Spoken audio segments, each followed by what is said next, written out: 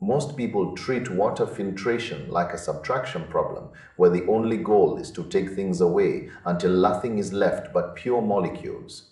But there is a different philosophy at play with the Santevia gravity system that treats water more like a complex recipe. It looks like a tall, clear tower standing on your counter, acting more like a piece of furniture than a traditional appliance. You notice immediately that there are no wires. There is no hum of a motor. It relies entirely on the steady, relentless pull of the earth to move liquid from the top to the bottom. This approach is slow, incredibly slow, and that is the first thing anyone who uses it will notice. If you are thirsty right now, you might be out of luck. You have to plan your hydration hours in advance.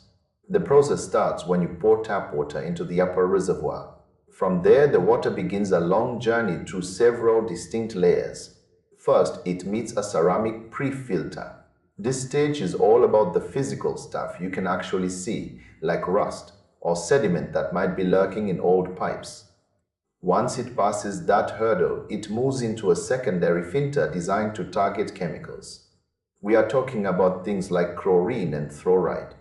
This is where the heavy lifting happens to strip out the contaminants that often ruin the taste of city water. But instead of stopping there, the system directs the water over a bed of mineral stones. These stones are meant to mimic the way water picks up nutrients as it flows over rocks in a mountain stream. It adds calcium and magnesium back into the mix. This is why people who use this system often talk about the mouthfeel. They describe the water as being smoother or even slightly sweet. It is a very specific experience, one that you just do not get from a standard pitcher filter.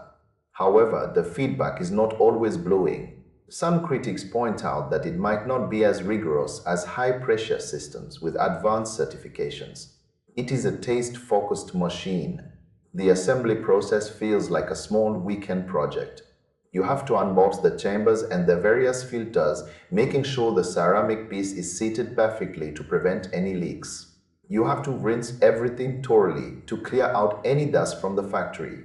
Then you arrange the mineral stones in their tray like you are decorating a tiny garden. Once it is all stacked together, you fill the top and just wait. You have to be disciplined enough to dump out that first full tank because it serves as a flush for the system. It is a bit of a chore, and you have to keep up with regular cleaning to avoid any buildup. The plastic build is functional, but it might not feel as premium as some might hope for the price. It is a system for the patient person. It is for someone who wants to avoid the flat, dead taste of totally stripped down water. If you want something fast, or something that feels like a piece of laboratory equipment, this probably will not satisfy you. But if you are looking for a simple, non-electric way to bring a bit of that mineral-rich spring water vibe into your kitchen, it offers a specific kind of satisfaction.